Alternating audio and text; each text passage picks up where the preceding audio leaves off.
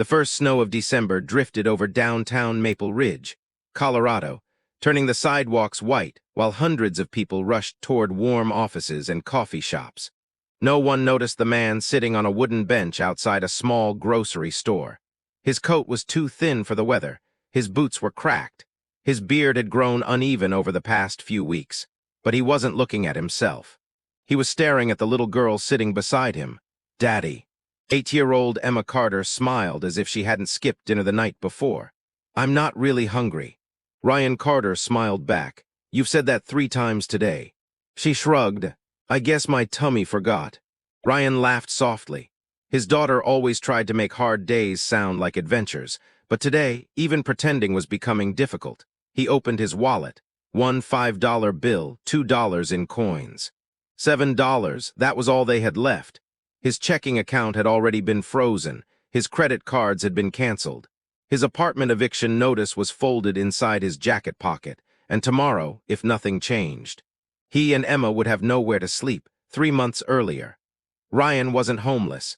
He had been the operations manager of Northstone Medical Supply, one of Colorado's largest healthcare distributors, for 15 years.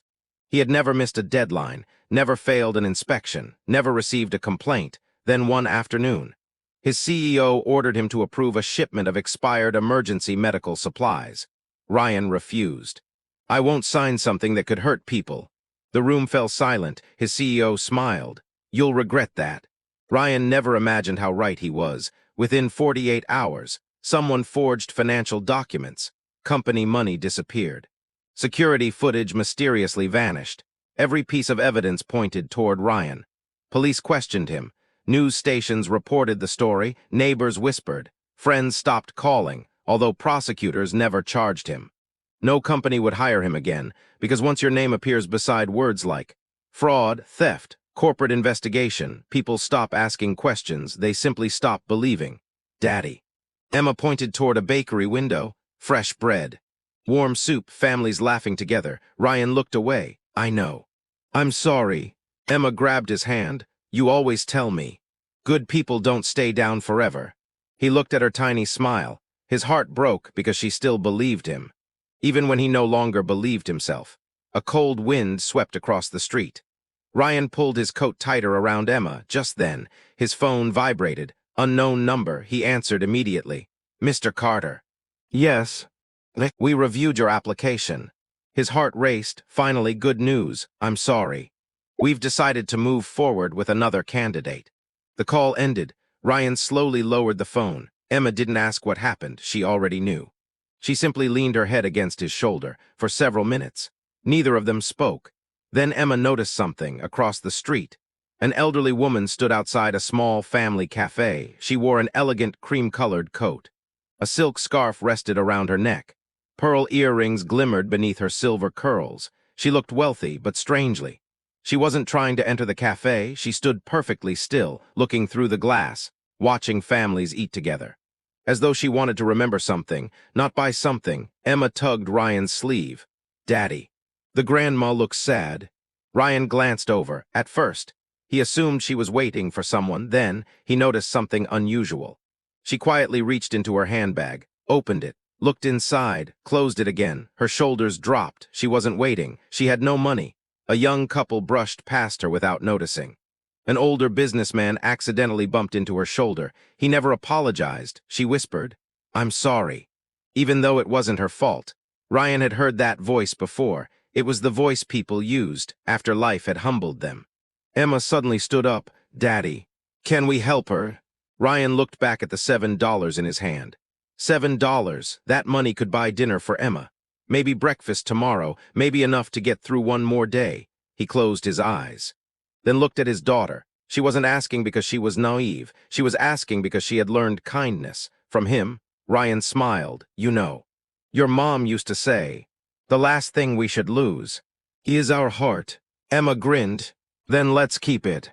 Ryan squeezed her little hand. Together, they walked across the snowy street. The elderly woman looked surprised as Ryan stopped in front of her. Ma'am. She looked up slowly. Yes. Ryan held out the small paper bag containing the only hot meal he had just bought with his last $7. It isn't much. But we'd like you to have lunch with us. The woman's eyes widened. She looked at the steaming bowl of soup, then at the little girl smiling beside him. You don't even know me. Ryan answered quietly, no. But hunger looks the same on everyone. The woman's lips trembled for several long seconds. She couldn't speak. Finally, a single tear rolled down her cheek, and with a voice barely above a whisper, she asked the question that would change all three of their lives. Why would a man who has almost nothing choose to give away everything? The old woman didn't reach for the soup. Instead, she looked at Ryan as though she were searching for an answer hidden behind his tired eyes. Why? She asked again. Ryan smiled faintly, because one day, someone did the same for me. Emma looked up. You never told me that story. Ryan glanced toward the snowy street. I was 19. My dad had just passed away. I had nowhere to go. I hadn't eaten in 2 days. He laughed quietly. I thought the whole world had forgotten me. The old woman's eyes never left his face. What happened? A stranger bought me a bowl of soup. He said something I'll never forget. Ryan looked down at the warm bowl resting between them. Son, when life finally blesses you, don't count your money. Count the people you can still help. I promised myself I'd never forget. He looked back at the woman. I guess today was my turn. The elderly woman's lips trembled. Nobody, not one executive, not one politician, not one wealthy friend, had spoken to her like that in years. She slowly accepted the bowl before taking the first spoonful. She whispered, "Thank you." Inside the cafe, people had quietly stopped eating. A young waitress had watched everything through the window without saying a word. She walked outside carrying 3 cups of hot chocolate. I know you only bought 1 meal. She smiled warmly. So these are on the house. Emma's face lit up. Really? The waitress nodded. My grandma always said, kindness should never eat alone. Ryan looked embarrassed. We can't. You can. It's already paid for. The old woman smiled at the waitress. You have a beautiful heart. The waitress laughed. I think they started it. For nearly 20 minutes, the three of them talked, not about money, not about business, about life. Emma spoke about school. Her dream of becoming a veterinarian. Her mother, who had passed away from cancer 3 years earlier. The old woman's eyes filled with tears. I'm so sorry. Emma smiled. It's okay. My dad says, people only really leave when nobody remembers them. The woman closed her eyes. Your father is a wise man.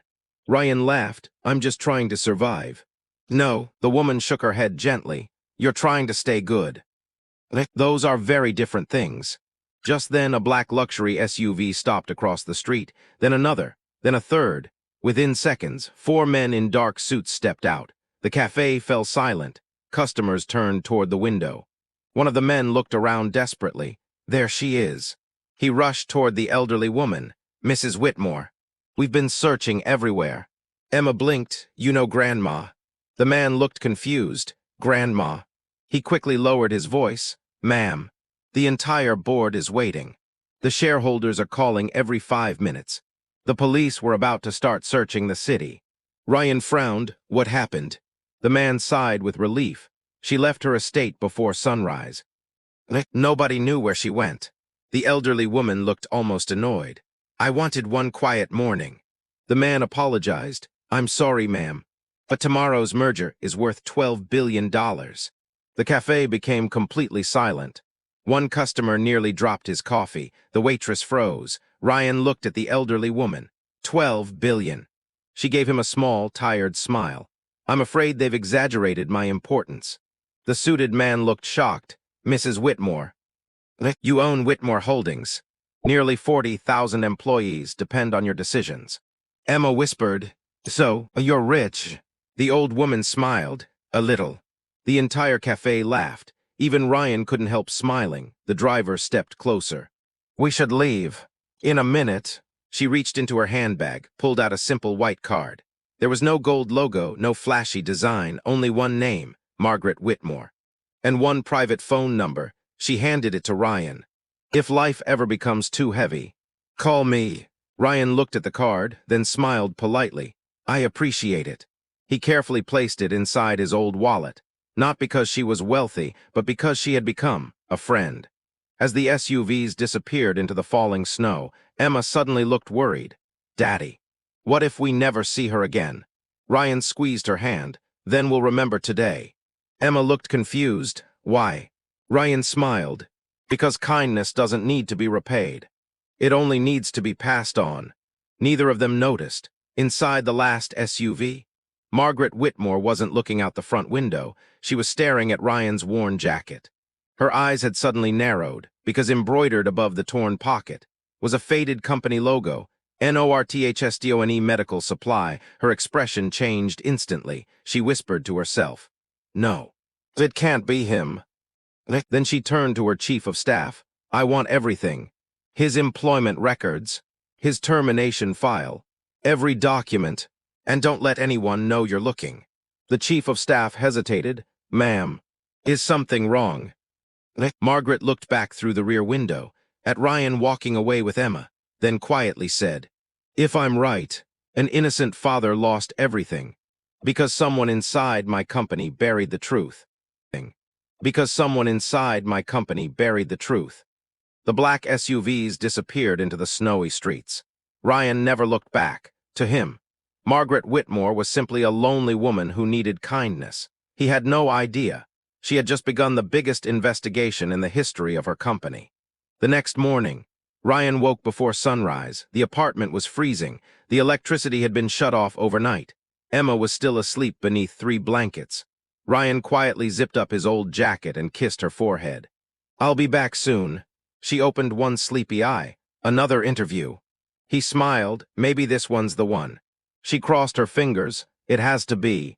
40 minutes later, Ryan sat across from another hiring manager.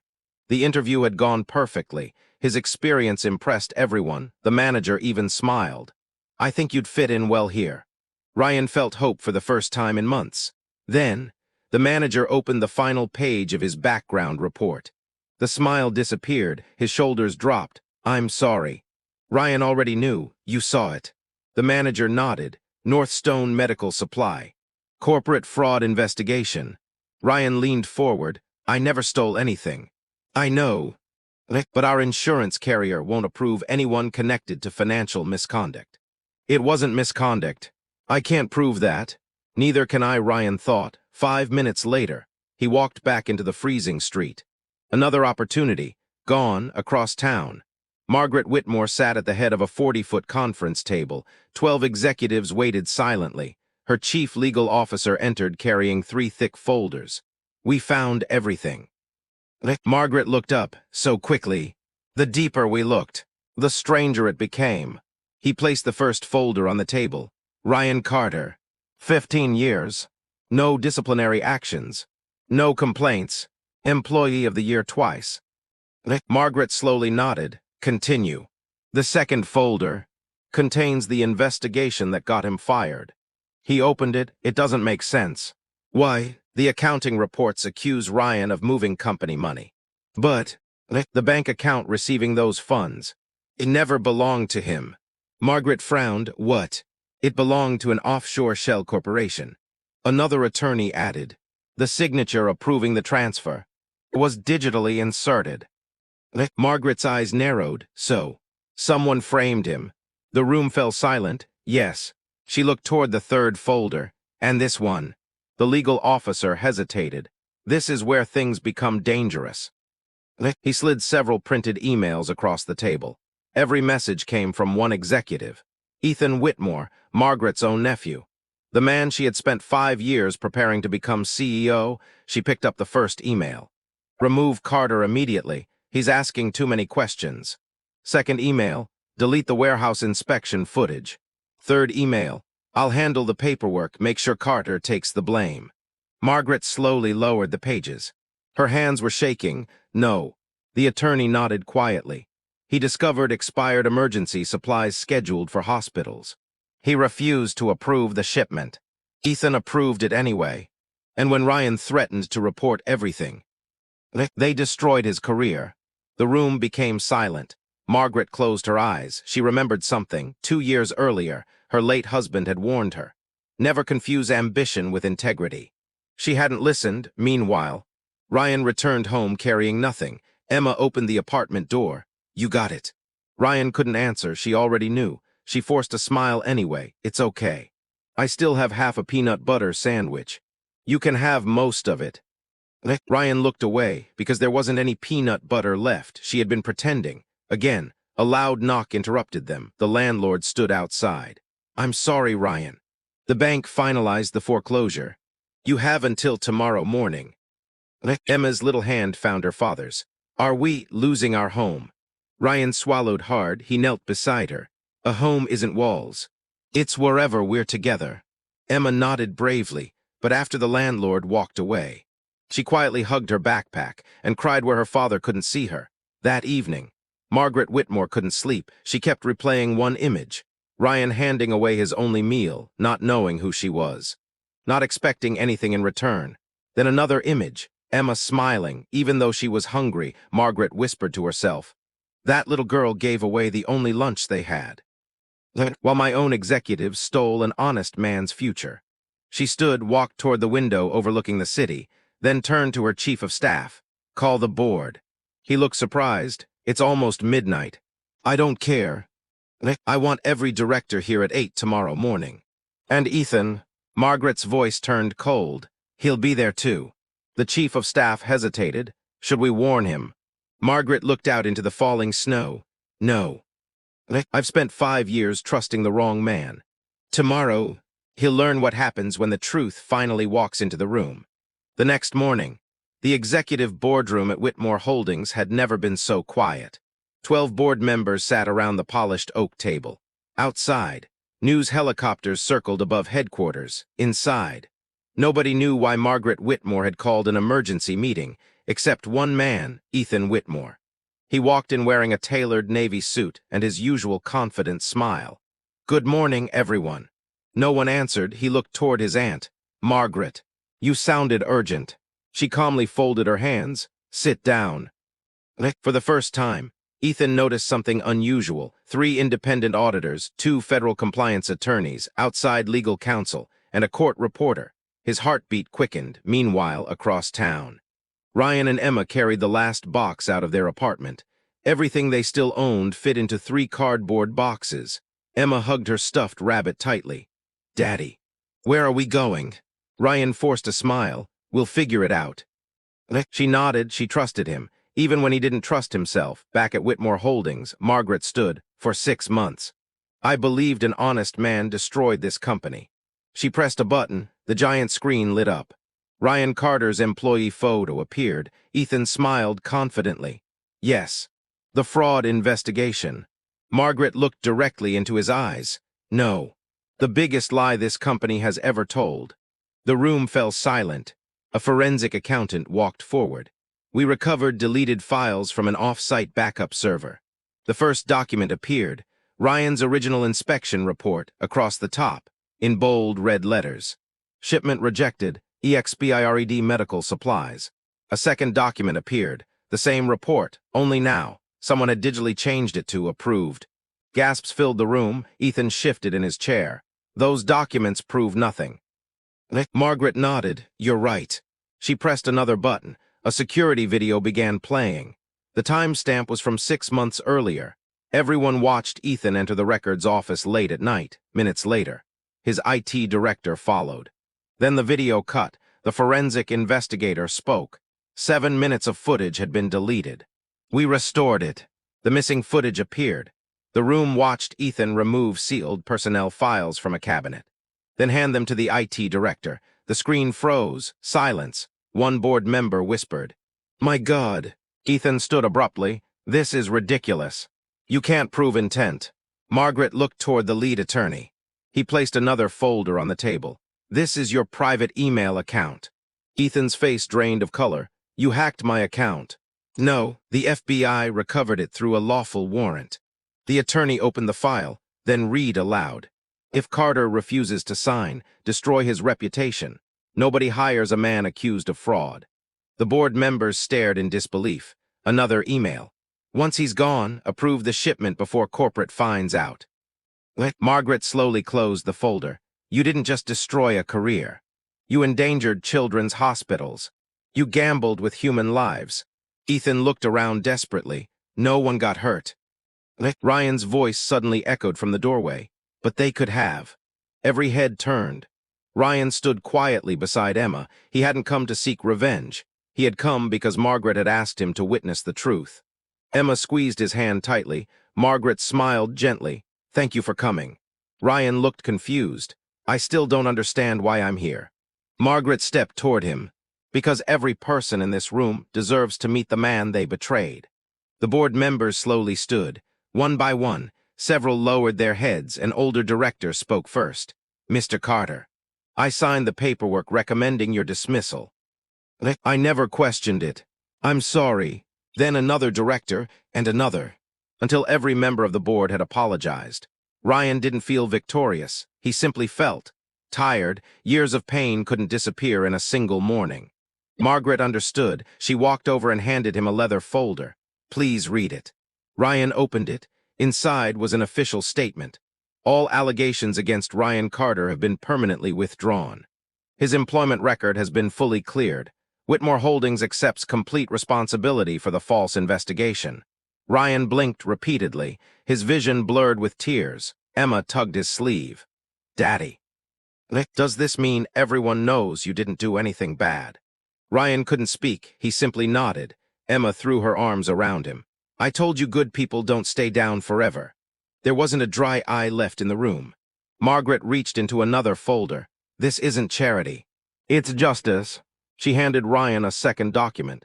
Executive Vice President of Safety and Ethics. A lifetime contract, company housing.